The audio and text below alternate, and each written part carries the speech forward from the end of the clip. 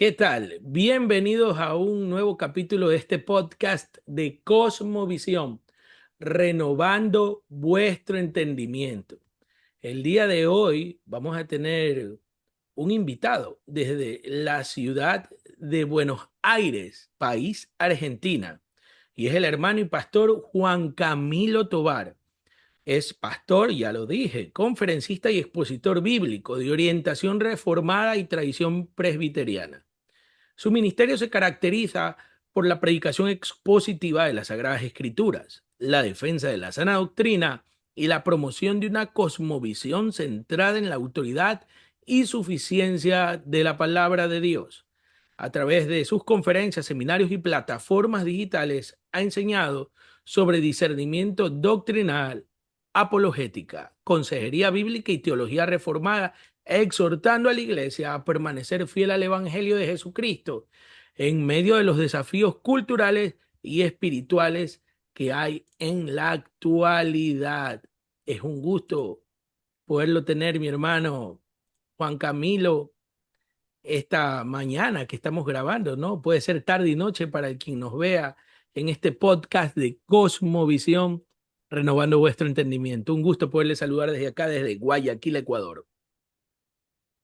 Muchas gracias, mi hermano Fausto. Gracias por la invitación.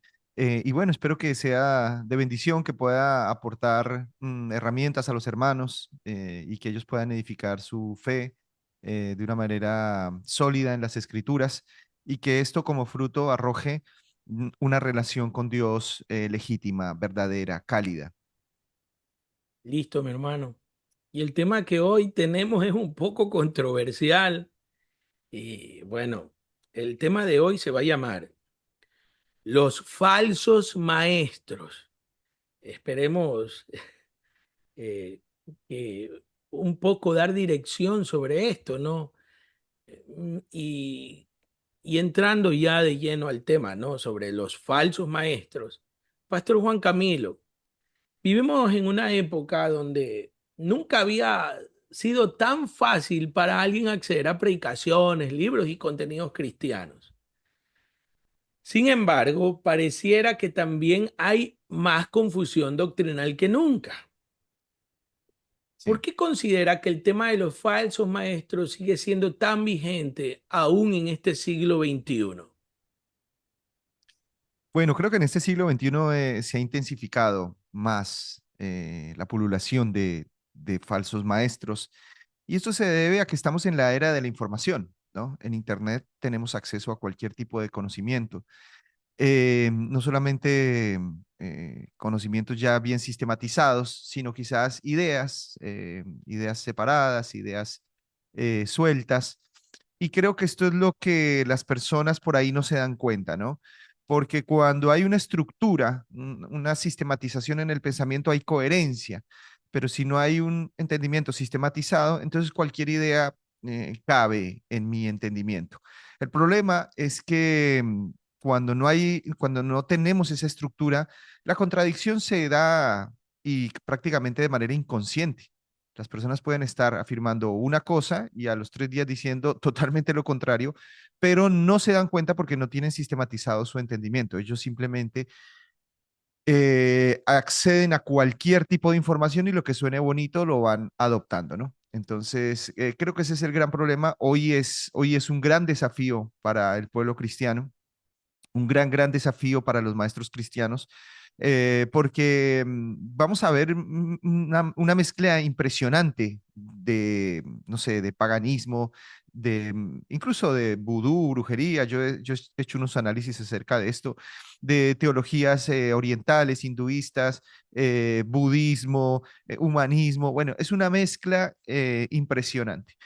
Y entonces eso es un desafío para el maestro cristiano y una responsabilidad para el creyente, ¿no? Para poder siempre tratar de seguir una misma línea. Entonces es un problema hoy, está muy vigente y quizás más que en décadas anteriores.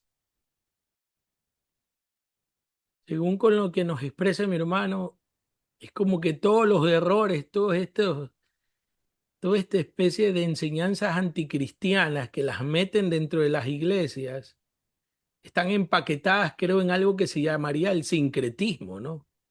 Sí, Todo sí, sí, sí, estaría en un paquetito, nos meten de todo y lo venden como que sí es cristiano. claro. Y, y bueno, desde su experiencia, mamá o hermano Juan Camilo, cuando la Biblia habla de falsos maestros, ¿de quiénes están hablando exactamente? ¿Cómo usted los definiría a través de las escrituras o a través qué características tienen estos falsos maestros? ¿Qué los distinguen? Bueno, creo que el dato, o vamos a decir la señal más relevante de los falsos maestros es que no tienen una cristología sana.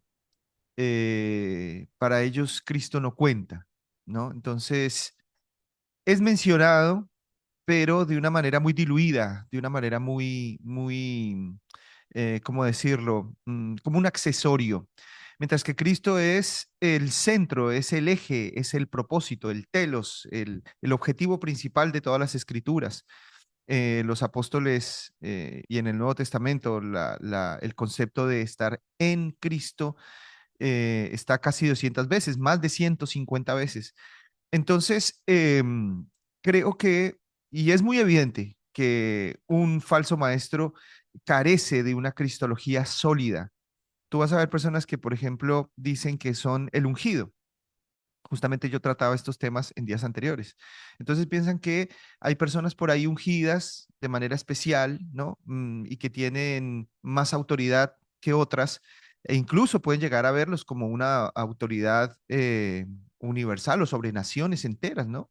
Tenemos falsos apóstoles dando lineamientos y directrices directamente a naciones, lo cual es una completa locura. ¿Y esto por qué pasa? Porque toman el Antiguo Testamento sin Cristo.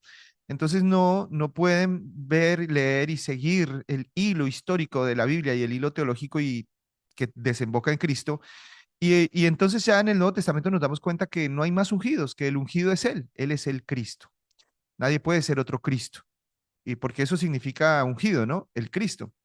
Entonces, Él es el ungido y yo participo, estando en Él, de su unción, pero no es que yo sea el ungido.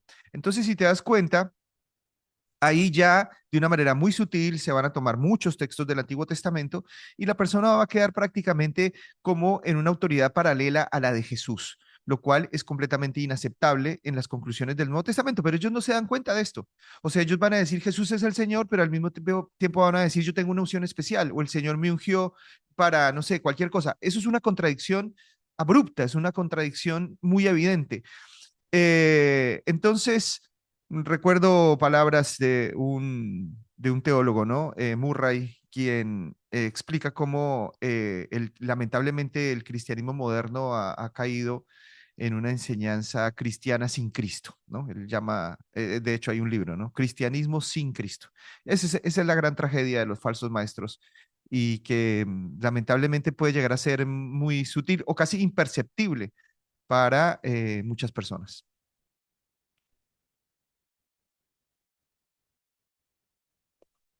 La Biblia nos indica, ¿no? En Mateo, si no me equivoco, 7 del 15 al 16, guardaos de los falsos profetas que vienen a vosotros con vestidos de ovejas, pero dentro son lobos rapaces. Por sus frutos lo conoceréis. Y es una advertencia del propio Jesús, ¿no? Y yo creo, en lo personal, que tal vez estos falsos maestros eh, tienen algunas características, no sé si me lo podría afirmar, porque a veces cuando hay un liderazgo, un ministerio sin el norte bíblico, cristológico, a veces ponen en los púlpitos a personas que solo son carismáticos, amables, tienen Ujú, el don de la palabra, entre comillas, ¿no? mm. Y, y eso lo transforman como que si fuera, o lo denominan como un sinónimo de ser exitoso.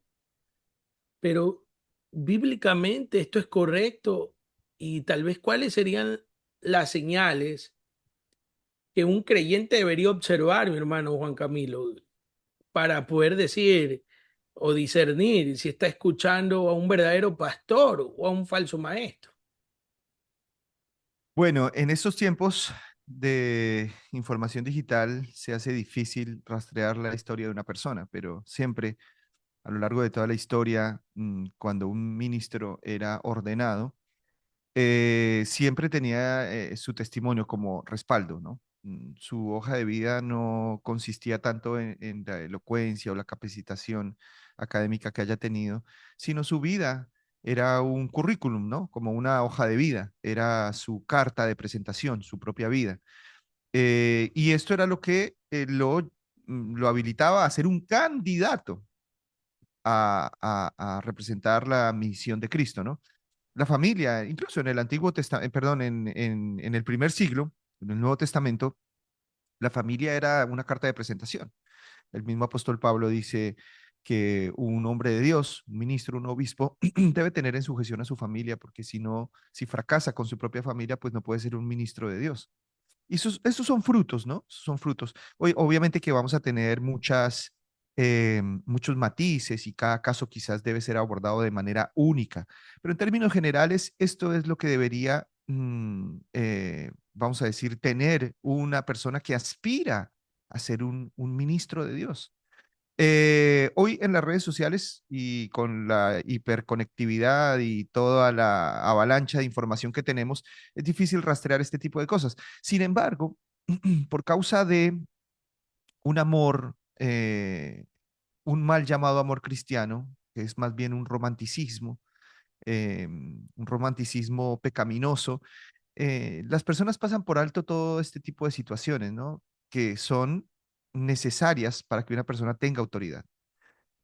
No estoy hablando de personas perfectas, estoy hablando de personas que son moralmente, vamos a decir, moralmente pueden dar un testimonio. De hecho, que mira, justamente ayer hablábamos algo acerca de la restauración cristiana, ¿no? Porque entra dentro de este tema. Muchas veces hemos escuchado la palabra o la frase que el cristianismo es el único que termina de rematar a sus soldados caídos, pero eh, obviamente esto se da dentro del marco de una denuncia de una corrupción de un líder, ¿no? Esto se da dentro del marco de un cuestionamiento a su mala conducta, ¿no? Entonces no podemos cuestionar a nadie, entonces no podemos señalar ningún pecado porque es una falta de amor y es rematar soldados caídos. Pero la restauración es bíblica y el amor cristiano debe restaurar al arrepentido, porque si no hay arrepentimiento, entonces no hay restauración, hay encubrimiento, hay más corrupción, ¿no? Entonces, fíjate que justamente estas señales o estos frutos no se tienen en cuenta a la hora de levantar una persona, simplemente con un falso amor, ¿no? Un amor no cristiano, se elige al dedo y como dijiste muy bien, quizás personas carismáticas o que tengan el don de la palabra o que simplemente sean populares o qué sé yo, ¿no? Vemos en los púlpitos predicando a cantantes de reggaetón recién convertidos y el púlpito es una cosa muy delicada. Entonces, no se tienen en cuenta los frutos por un mal llamado amor, ¿no? Y creo que es importante que hoy por hoy sigamos teniendo en cuenta esos frutos que mencionaste y que son la evidencia o que son la señal que Jesús nos da para saber quién es quién. Y bueno, lamentablemente ese ejercicio no lo quieren hacer las iglesias ni las personas. Hoy en día se levantan pastores de una manera indiscriminada y profetas y apóstoles. Y yo siempre digo, levantamos una piedra y salen 700 profetas, porque es una cosa loquísima, ¿no? Entonces, no hay ningún tipo de restricción, no hay ningún tipo de requerimiento, no hay ningún tipo de, qué sé yo, de espera. Creo que cuando una persona tiene estos frutos y puede postular a ser un ministro de Dios, también debe ser observado por otros, ¿no? Porque justamente la comunión es la que nos da autoridad Y la iglesia misma debe reconocer este tipo de pastores, ¿no? ¿no? No al dedo ni proféticamente como suele ser hoy en día, donde todo el mundo se tiene que aguantar las decisiones de un falso profeta. Eh, entonces, tener en cuenta todas esas cosas, tener en cuenta el tiempo, ¿no? Por ejemplo, en nuestras denominaciones es común que una persona sea puesta como, vamos a decir, como líder de una congregación y después de 3 años de haber evaluado su conducta, de haber evaluado la manera en que guía ese lugar o ese grupo, entonces se ordena como pastor. Pero bueno, todos estos mecanismos de protección para el ministerio hoy están completamente derribados, no se tiene en cuenta absolutamente nada. Basta, como tú bien dijiste y repito, basta con tener carisma, basta con tener el don de la palabra, basta con quizás ser popular y eso ya entonces lo habilita directamente para ser un ministro del cristianismo, lo cual es un error, un profundo, profundo error. Gracias. Entonces, vivimos en una cultura donde solemos medir el éxito por la cantidad de seguidores, entonces, donde están tal vez, decimos éxito cuando un auditorio se llena o la influencia en las redes sociales. Tiene 10.000 suscriptores, wow, es el gran maestro. Mm, ¿Puede una sí. persona extremadamente popular aún así enseñar un evangelio equivocado? ¿Y cómo debemos evaluar el éxito desde una perspectiva bíblica? ¿Cómo deberíamos evaluar ese éxito? Porque creo que es muy diferente como el sistema sin Dios nos los muestra. Claro. Mira, sí, haciendo la corta, el éxito cristiano es, o sea, el fruto es el carácter, ¿no? La madurez de la persona, la humildad, eso es el fruto. Y eso es lo que habilita a un ministro para realmente ser representante del evangelio. Em, Después la popularidad, cualquiera. Hoy en día cualquier estupidez, y estoy usando el término en su definición, en su definición castellana, ¿no? No lo estoy usando como un insulto, sino como una descripción. ¿Sí? La estupidez es popular. Entonces cualquier persona puede salir haciendo alguna macacada, cualquier persona puede salir haciendo algún baile y entre más ridículo sea, pues más popular va a ser. Entonces vamos a tener adolescentes de 12, 13 años con millones de seguidores en las redes sociales y esto ya para muchos es un, ¿cómo se llama? Una señal de éxito, ¿no? Porque claro, nosotros venimos de una cultura donde la popularidad era o era el premio de una persona que se destacaba en algún arte, en algún oficio, en algún deporte y era el mejor, era excelente. Y entonces solo teníamos un canal para que esa persona se popularizara. Y entonces nosotros de alguna manera inconsciente tenemos asociado la excelencia en algún arte con la popularidad, pero hoy eso ya se diluyó por completo, ¿no? A causa de las redes sociales. Ya hoy no es la excelencia en un arte, en una ciencia o en un deporte lo que hace una persona popular.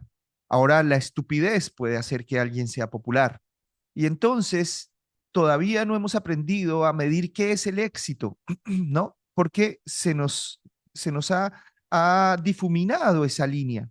Pero, claro, tenemos que hacer un análisis un poco más profundo como sociedad para darnos cuenta qué realmente es éxito. Y cuando hablamos de éxito cristiano, estamos hablando de carácter, no estamos hablando de popularidad o seguidores, ¿no? Los mormones, perdón, los testigos de Jehová tienen miles y millones de seguidores. Eh, Falsos ministros, falsos apóstoles tienen millones de seguidores. Pero claramente sus vidas son unas vidas de disolución y disolución sin arrepentimiento, que es lo más triste, ¿no? Porque uno no espera que una persona sea perfecta y quizá nunca caiga, pero uno espera un arrepentimiento, uno espera un mea culpa, uno espera un llamado al silencio, un poco de humildad, no una justificación profética, Creo que entiendes en el marco de lo que estoy hablando, ¿no? Eh, tenemos personas por ejemplo, el caso de Ana Maldonado y Guillermo Maldonado, su divorcio escandaloso. ¿Quién no está exento de pasar por una situación tan difícil como estas, no? Pues todos estamos, vamos a decir, no estamos exentos de pasar por esto. Sin embargo, uno espera que de un ministro haya una reflexión, haya un periodo de acompañamiento, de restauración, de arrepentimiento legítimo, ¿no? Pero no se ve. Entonces, ¿qué es lo que se ve? Justificaciones proféticas, ataques del diablo, supuestamente. Entonces, no se ve el fruto, no se ve el carácter de Cristo. Y esto debería prender nuestras lamparitas, ¿no? De alerta, pero no pasa. Entonces, a la luz de las escrituras, el fruto es el carácter, el fruto es la humildad de un ministro, no la perfección, la humildad, el arrepentimiento, esos son frutos, no popularidad.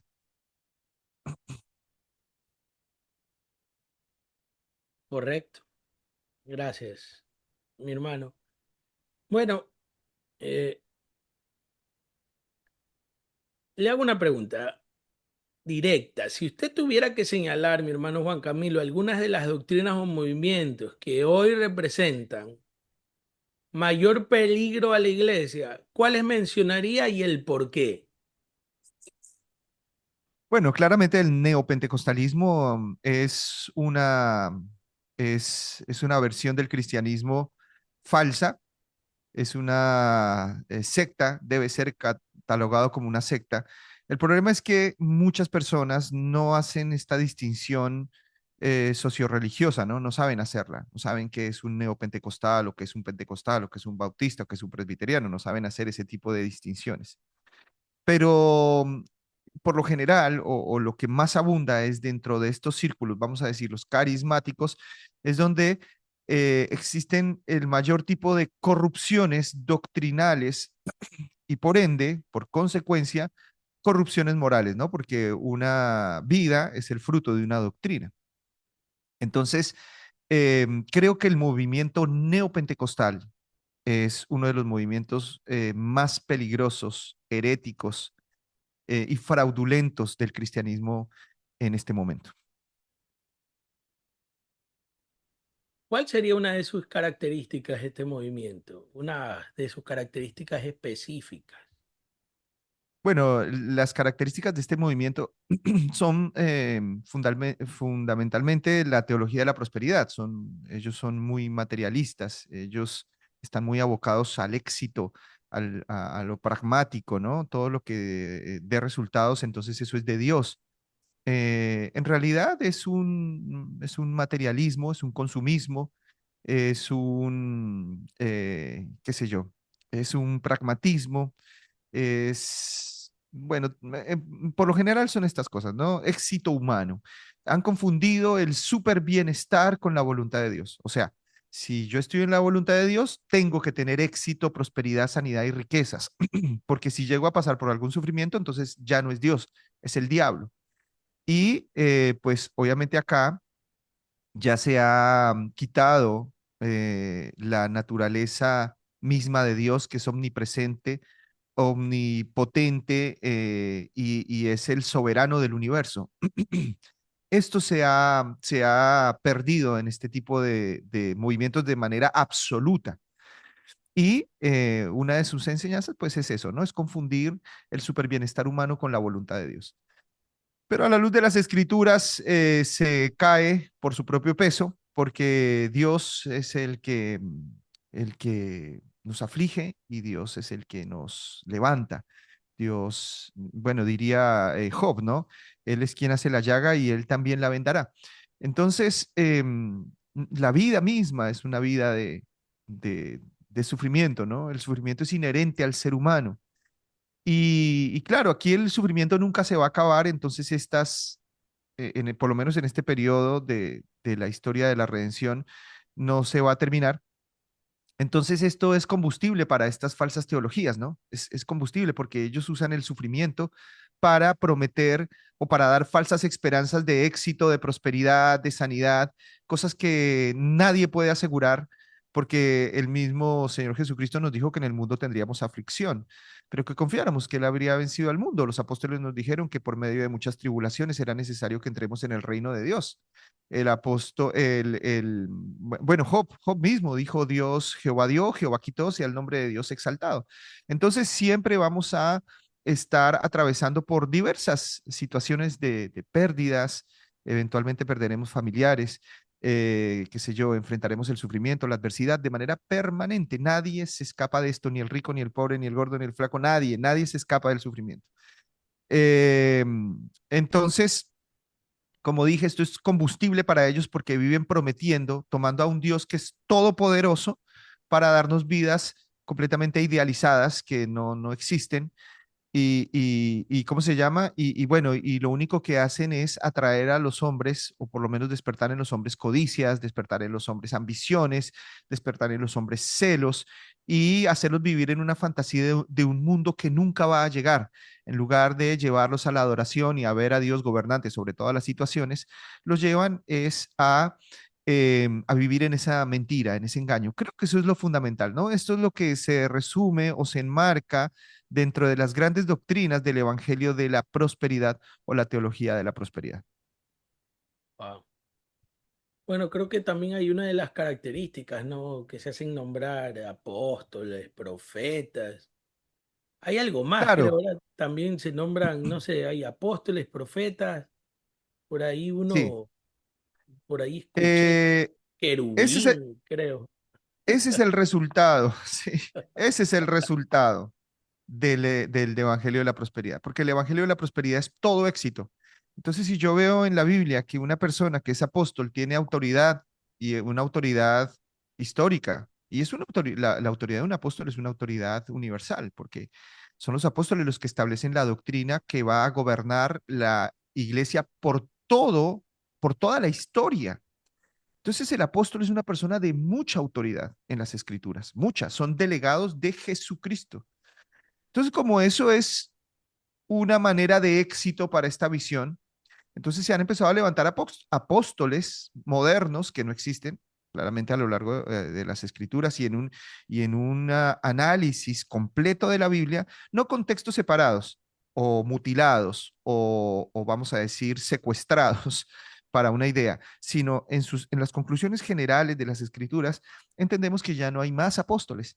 Pero como eso es un símbolo de éxito, ¿no? En nuestra mentalidad occidental moderna, entonces, claro, se tienen que levantar nuevos apóstoles, se tienen que levantar nuevos profetas, que los profetas también cesaron por completo en las escrituras.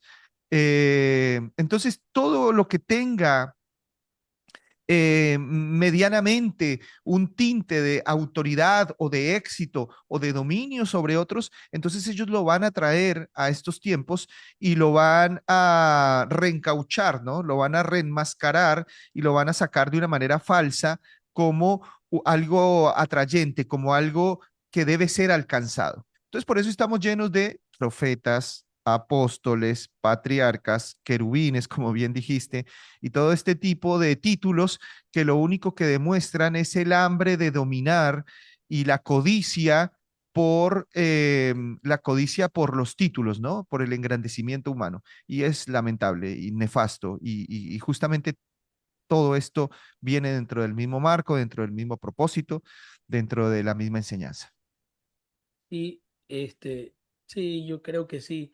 Y te diría que está un poco, estando en las redes los últimos 6 meses, también yo creo que aparte del movimiento neopentecostal, que sabemos que hace daño, mucho daño en la actualidad, hay también como un nuevo movimiento que está surgiendo, y no sé, quiero su opinión, mi hermano, porque lo he escuchado, sobre este movimiento de hermanos que debaten, que no son pastores, que no lideran una congregación, que no ministran ni rinden cuentas, pero que son unos grandes maestros en YouTube o en las redes sociales, y Mm. donde eh, mayoritariamente los jóvenes lo ven como una referencia, y yo creo que diluyen el valor del cristianismo bíblico a una especie de intelectualidad académica que se usa como un arma para el debate, donde veo poca amabilidad,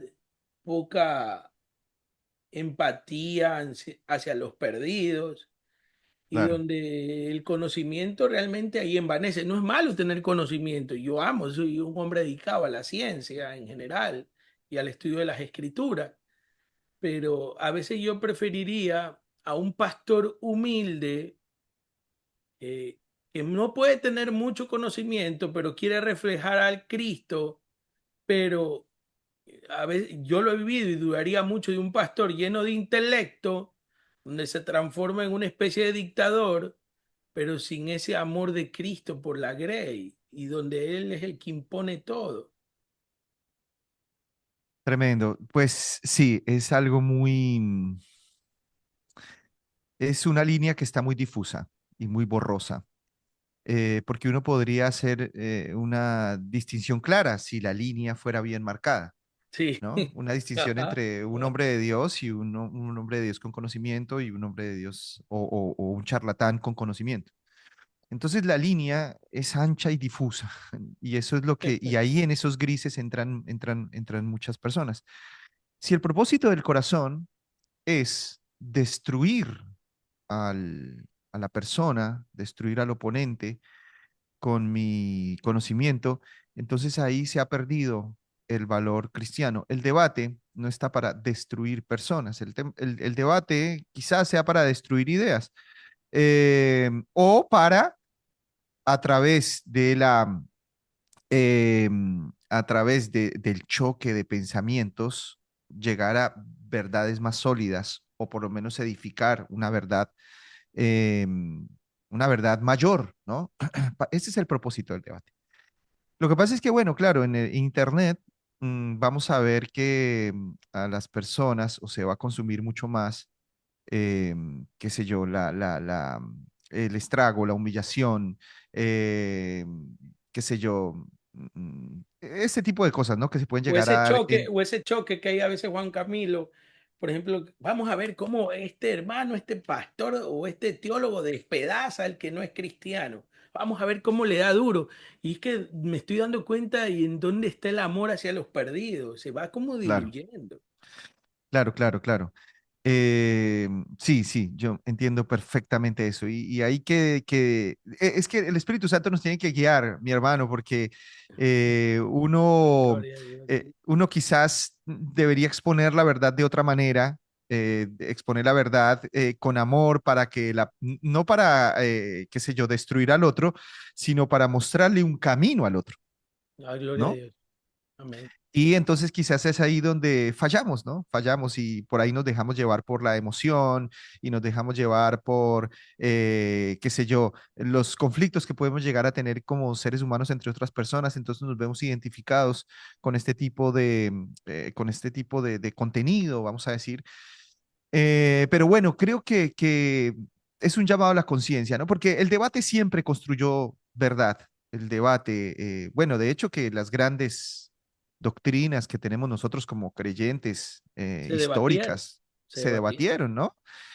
Pero el debate justamente tiene como eso, tiene como propósito crecer en la verdad, no solamente destruir a las personas. Sí, el debate tiene como propósito destruir personas, humillar personas, dejar a personas como ignorantes, pues claro, bueno, eso ya perdió el propósito cristiano.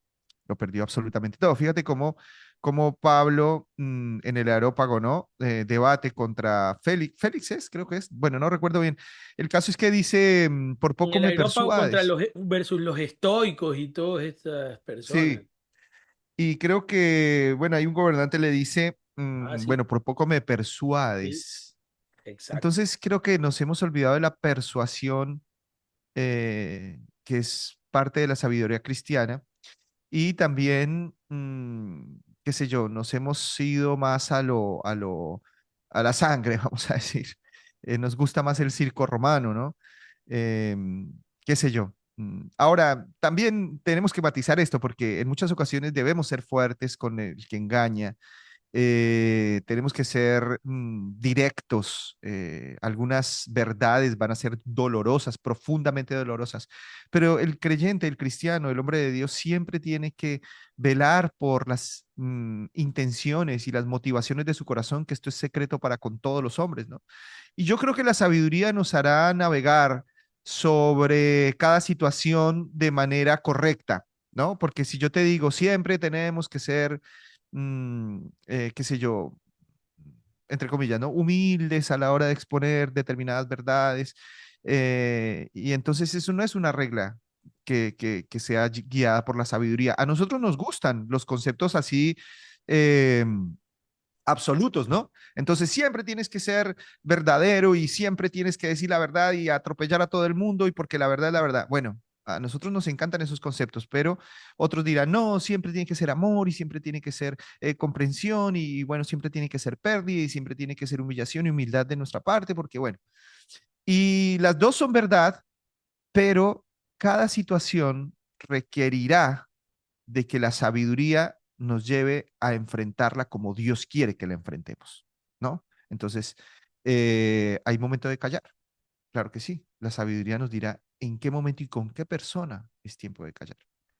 Pero habrá tiempo de hablar y la Biblia y el Espíritu Santo, la sabiduría, nos llevará al momento correcto para hablar, ¿no? Porque una vez más, la sabiduría no son conceptos absolutos. La sabiduría justamente se hace tan compleja porque la sabiduría nos lleva a navegar en medio de las circunstancias. El día que tenemos que ser directos y confrontantes, ese día lo seremos con las personas que debemos serlo. Pero el día que tendremos que ser amorosos y callar y perder incluso un razonamiento, pero por un fruto mayor, pues también hacerlo, ¿no? Eh, entonces creo que acá se requiere de sí de sabiduría y que cada persona en su corazón eh, sea responsable de su propio corazón delante de Dios, ¿no? Porque si, una vez más, si las intenciones son simplemente humillar, entonces ya no es cristianismo. Pero si las motivaciones o los principios, vamos a decir, es edificar, es construir, aún la palabra severa eh, será válida delante de Dios. Amén, hermano. Gracias por esa respuesta. Bueno, hermano Juan Camilo, todos los creyentes podemos equivocarnos, ¿no? Pero yo decía y meditaba en mí, hay una gran diferencia entre un maestro que comete un error y un falso maestro, del cual la Biblia nos manda apartarnos. ¿Cuál serían esas diferencias entre un maestro que puede cometer error? Todos somos, este, eh, estamos factiblemente a cometer un error, no hay nadie perfecto. Pero sí hay, Mm. pero también hay alguien que es un falso maestro del que la Biblia nos manda apartarnos. ¿Cuál sería esa característica? Uno podría discernir sí o no. ¿Cómo sería? Claro, bueno, yo hago la distinción entre dos categorías, ¿no? El asunto moral y el asunto doctrinal, porque una persona puede tener una teología correcta, sin embargo, ser un falso maestro en un sentido moral y buscar la destrucción del rebaño, ¿no? O por lo menos, qué sé yo, trasquilar al rebaño. Y después está esta parte moral, vamos a decir, donde las personas, perdón, está la parte doctrinal que está afectada por la parte moral, ¿no? Entonces, un creyente legítimo, un ministro legítimo tiene conciencia de pecado. Un creyente legítimo sabe que tiene un corazón y que la naturaleza del corazón humano es corrupta, ¿no? La Biblia dice que perverso es el corazón más que todas las cosas y corrupto. ¿Quién lo conocerá? El Señor Jesucristo dijo que del corazón salen las blasfemias, los robos, los hurtos, las lujurias. Todo tipo de mal sale del corazón. Eh, entonces, el creyente legítimo y que tiene la Biblia por máxima autoridad sabe que tiene esa naturaleza, sabe que tiene esa materia prima, ¿no? Aun cuando ya, en el caso de que sea un creyente legítimo, tiene un corazón regenerado dado por el nuevo pacto. No obstante, todavía están estas dos realidades en tensión, ¿no? El corazón corrupto de la carne y el corazón regenerado que ha sido dado por la unión a Cristo y la recepción del Espíritu Santo. Entonces, debe considerar su condición y esta condición lo va a hacer humilde. Yo decía que nunca va a hablar siempre en tercera persona acerca del pecado, sino que también va a hablar en primera persona y de manera totalmente sincera, ¿no? No se va a mostrar como una persona súper excelente, como una persona impoluta, glorificada. Justo decía que se cree el hermano gemelo de Jesucristo. No, vas a ver cuál es su condición y frente a esta condición va a mantener humildad, va a permanecer en su humildad. Esa humildad va a hacer que lea las escrituras de una manera diferente y va a hacer que obviamente va a seguir más una doctrina centrada en Cristo y no centrada en sí mismo. Entonces, se puede reconocer de varias maneras, ¿no? Esas personas que nunca se muestran con errores o que se muestran con errores pero superficiales, de manera superficial, la narrativa de fondo es yo soy perfecto y Dios a mí me enriquece porque soy mejor que muchos, soy un ungido especial porque he servido a Dios por 20 años o nunca he faltado a mis diezmos y entonces por eso soy mejor que los demás. No, esos son falsos maestros. De esas personas hay que huir. Esto termina en una doctrina corrupta, obviamente, ¿no? Termina en una doctrina, eh, vamos a decir, acomodada a su narrativa. Entonces, de estos maestros hay que huir. Estos maestros que tienen más doctrinas, por lo general, no tienen una conciencia de pecado. Entonces, moralmente también eh, tienen un problema porque no hay sinceridad, ¿no?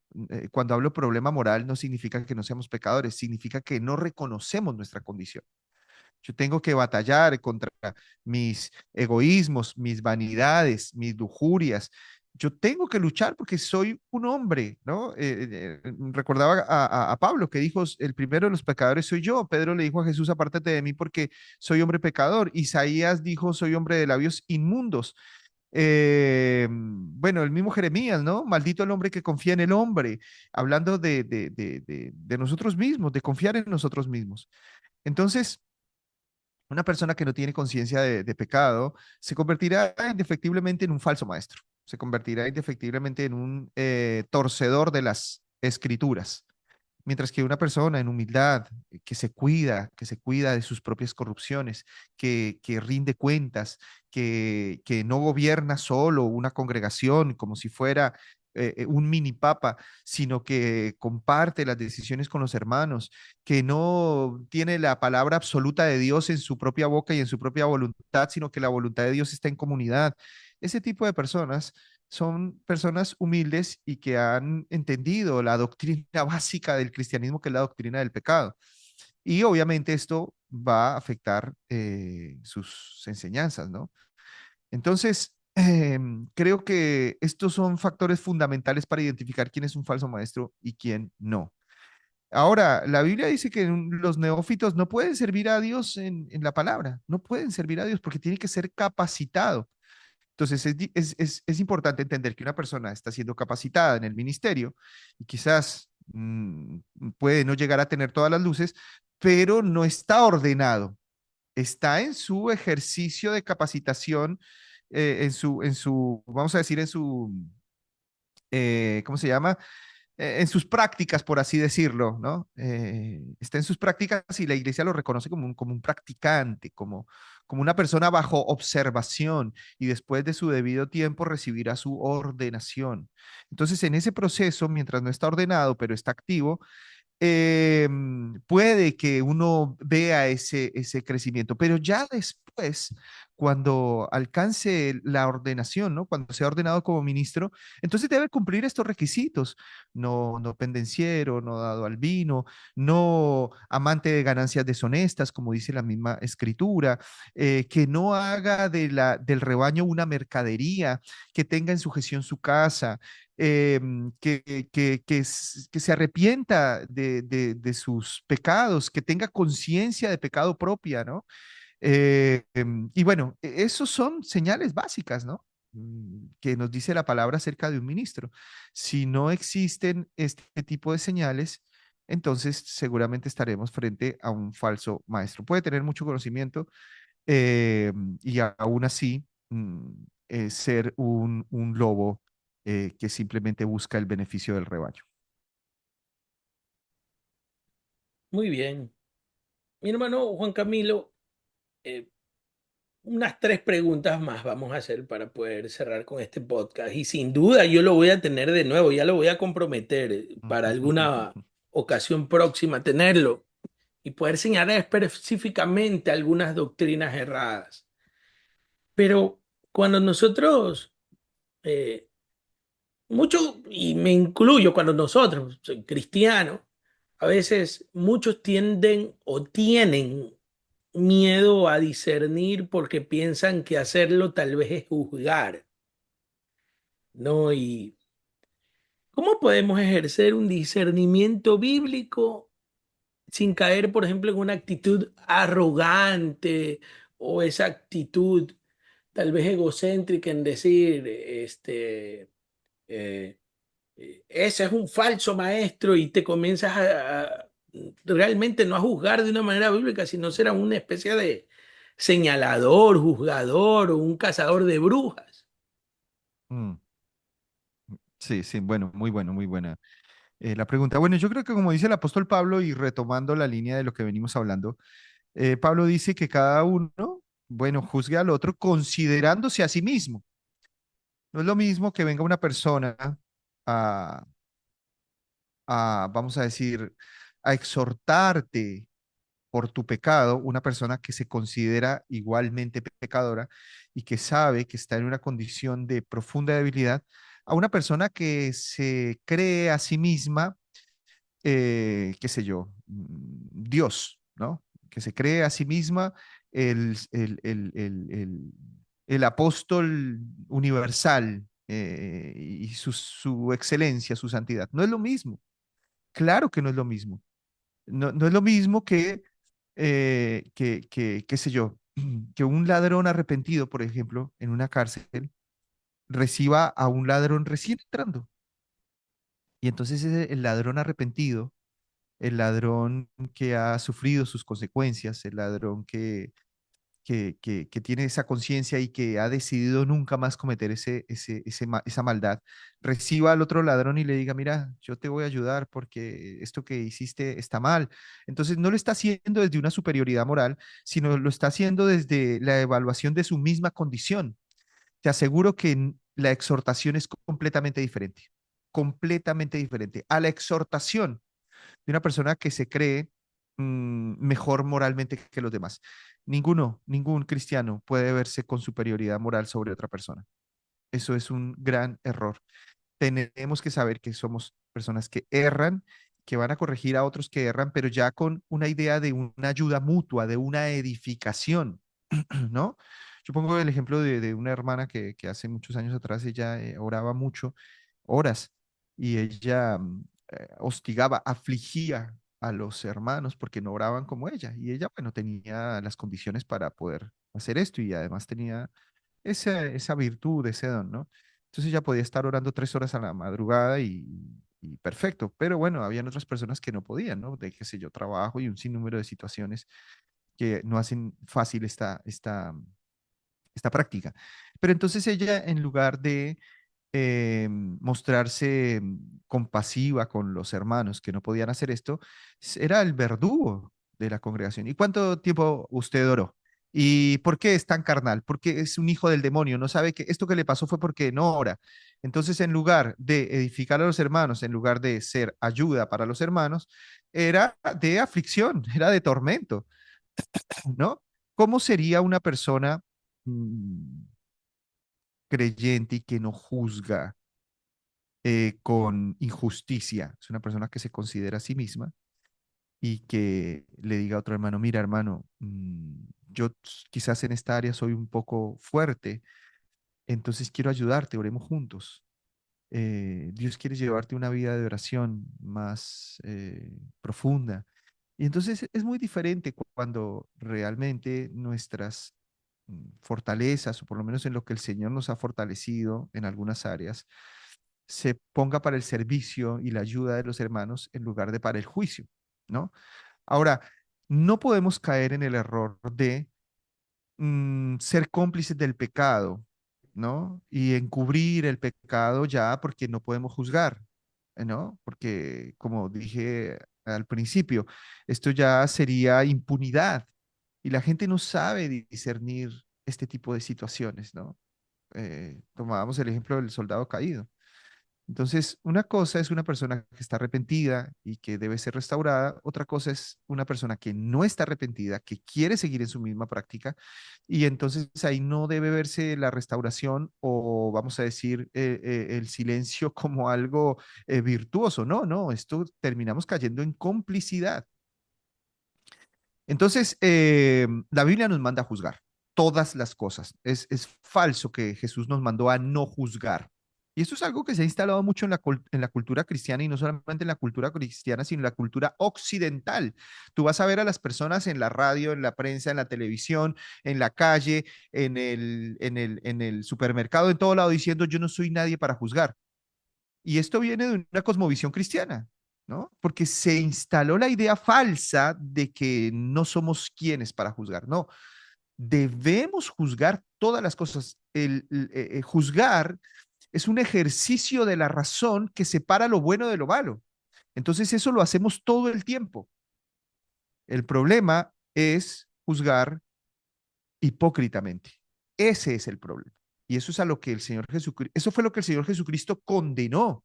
El Señor Jesucristo juzguen, pero juzguen con justo juicio. Ese fue el mandato del Señor, ¿no? Cuando el Señor Jesucristo dice, no juzguen para que no sean juzgados, Él lo estaba diciendo desde, enseñando acerca de la hipocresía. Y si se lee el texto en su contexto y se lee no mutilando las palabras que a mí me convienen, bueno, entonces vamos a entender cuál es la enseñanza de Jesús. Después la Biblia dice que juzgaremos incluso los ángeles. Entonces, el problema no es juzgar, el problema es juzgar hipócritamente. El problema no es juzgar, el problema es condenar. Bueno, la condena sí es solo de Dios, ¿no? Y quizás por ahí las personas confunden condenar con juzgar. Nadie puede condenar a nadie, solo Dios es el que condena. Pero nosotros somos llamados a juzgar, si no, no tendríamos un sistema de justicia mínimamente equilibrado, ¿no? Ahora, ¿debemos juzgar el pecado? Claro que sí. ¿Debemos juzgar la corrupción? Claro que sí. Pero desde el propio conocimiento de que yo también soy pecador, de que yo también tengo corrupciones, ¿no? Porque condenamos quizás al político que se robó $1.000.000.000, pero yo comparto mi cuenta de Netflix con mi primo. Entonces, eso es una corrupción también. Lo que pasa es que cada uno tiene capacidad de corrupción según su estrato social. Entonces, yo lo único que puedo robar es Netflix, pero el político puede robar contratos de, qué sé yo, de, eh, no sé, públicos, ¿no? Entonces, ahí está la gran hipocresía del ser humano, que condenamos al político mientras que nosotros también somos corruptos. Pero si nosotros tenemos esa conciencia de pecado, de que nosotros también tenemos corrupciones, vamos a condenar el pecado con la misma eh, vehemencia, porque el pecado es así, pero considerándome a mí mismo. Una cosa es condenar el pecado, ¿no? Considerándome a mí mismo, y otra cosa es condenar el pecado sintiéndome perfecto. Entonces, ¿cómo juzgaría una adúltera a otra adúltera? ¿Cómo la juzgaría? O sea, ¿está llamada a guardar silencio o está llamada a ayudar a esa persona adúltera al arrepentimiento y al cambio? Creo que es diferente la exhortación. Creo que va a ser muy diferente. Alguien decía que el evangelio es un mendigo hambriento diciéndole a otro mendigo hambriento dónde hallar pan. No se trata de una persona perfectísima diciéndole a un imperfecto dónde hallar pan. Entonces, creo que esto es básico para que nosotros sepamos cómo juzgar y desde qué condición estamos juzgando. Y no caer en el simple yo no juzgo a nadie, pero finalmente juzgamos a todo el mundo. Solamente es una frasecita cliché hipócrita, porque juzgamos a todo el mundo, ¿no? Hablamos mal de todo el mundo habla mal de todo el mundo, eso es una realidad. Hay que ver a qué sé yo, los almuerzos o las cenas de cada familia, cómo hablan y le sacan el pellejo a la abuela, la suegra, la tía, la madre, el vecino, el hermano, el pastor, todo el mundo habla mal. Eh, pero en la intimidad de su secreto. Y eso es lo que nos hace hipócritas, ¿no? Un filósofo decía, a mí no me preocupa cuando la gente habla mal de mí, a mí me preocupa lo que no dicen, porque ahí ya es donde se esconde la hipocresía, la gente se vuelve solapada y traidora. Pero todos hablamos mal de todos. Yo le decía a los hermanos en el instituto, ¿no? En el seminario, le decía, usted ha hablado mal hasta de su propia madre, entonces no venga a hacerse acá que el que no juzga. Todos juzgamos. Ahora, el punto no es, una vez más, y ya con esto termino, no es no juzgar. El punto es saber que yo soy un pecador, que tengo que juzgar y condenar el pecado mm, y convertirme en ayuda para el que ha caído, ¿no? Ahora, caer en el simplismo de no juzgar es quizás peor que la enfermedad. Wow. Hermano, hemos estado un buen tiempo, ¿ah? Pareciera que no, pero ha corrido el tiempo no Corrido el perdona. tiempo, sí. Sí, sí. Lo vamos a tener en un próximo podcast, vamos a coordinar eso, pero yo quisiera terminar con una reflexión y que usted se la deje tanto a jóvenes, a la iglesia en general. Mi hermano Juan Camilo, si hoy, en este momento, usted pudiera dejar un último mensaje a la iglesia en general respecto a los falsos maestros, en la importancia de mantenernos fieles al Evangelio de Jesucristo, ¿cuál sería su llamado? Bueno, que somos cristianos y eso significa que somos seguidores de Cristo, no somos seguidores de hombres. Somos cristianos, no somos, mm, qué sé yo, cashlunistas, eh, maldonadistas, somos cristianos. Eso hace que las escrituras y las enseñanzas de Cristo tengan un papel relevante en nuestras vidas, más que el de los hombres. Esto no significa que no vamos a escuchar a nadie, que no vamos a seguir a nadie. Hay hombres verdaderamente de Dios, pero cada hombre tendrá autoridad en la medida que se someta a las escrituras. Cuando un ser humano se salga un átomo de la autoridad de las escrituras, ha perdido toda autoridad, ¿no? Eh, Porque simplemente va a ser opinión humana. Entonces, mm, ser fieles a la Biblia, no a hombres, ser fieles a la Biblia porque la Biblia es la enseñanza de Jesucristo, no ser fieles a hombres. Si los hombres son fieles a las escrituras, entonces nosotros no podemos seguir siendo fieles a ellos. Si una persona es fiel a las escrituras, eh, y cómo se llama, y bueno, aunque no es perfecto, bueno, es una persona que puede ser escuchada, puede ser seguida incluso, ¿no? Entonces eso, un llamado a eso, hermano, a que no estemos siguiendo hombres, sino realmente siguiendo a Cristo. Creo que esto debe marcar una diferencia importante en América Latina y en el cristianismo, en el evangelicalismo latinoamericano, que lo que criticamos del catolicismo y la confianza en los santos y la devoción a los santos, santos muertos, nosotros no la vivamos con devoción a hombres vivos, ¿no? Porque creo que hemos caído en lo mismo, ¿no? No le rezamos a San Benito o a San no sé qué, pero sí idolatramos a figuras como Guillermo Maldonado, Cash Luna, no sé, Yesenia Ten este tipo de personajes que claramente están totalmente afuera de las escrituras. Ese es mi llamado, como dijo el apóstol Pablo, si yo o a un ángel del cielo os anunciaré un evangelio diferente, sea maldito. Eso, mi hermano. Gracias, mi hermano Juan Camilo, por este tiempo. Creo que se quedan algunas preguntas por ahí colgando, pero yo creo que debemos tenerlo en otro episodio más de este podcast. Reitero, agradezco por este tiempo suyo, que ha sido casi una hora, si sumamos Una todo. hora. Y gracias, gracias. Gracias Amén, mi hermano. por incomodarle un poquito. Un saludo para toda la iglesia que usted pastorea, Iglesia del Camino, allá en Buenos Aires. Sea del Tengo camino. buenos hermanos en Buenos Aires, en el sector de Ituzaingó. Hay una buena Ah, iglesia sí, allá. Y sí, bueno, sí, sí, sí. agradecerle, reitero, por este tiempo y a todos los que nos están viendo. Gracias y que puedan ver este episodio sobre los falsos maestros y próximamente venimos con otro nuevo capítulo en su podcast preferido de Cosmovisión, renovando vuestro entendimiento. Bendiciones, pastor y hermano Juan Camilo. Muchas gracias, mi hermano. El Señor te bendiga y bendiga a tu audiencia. Gracias.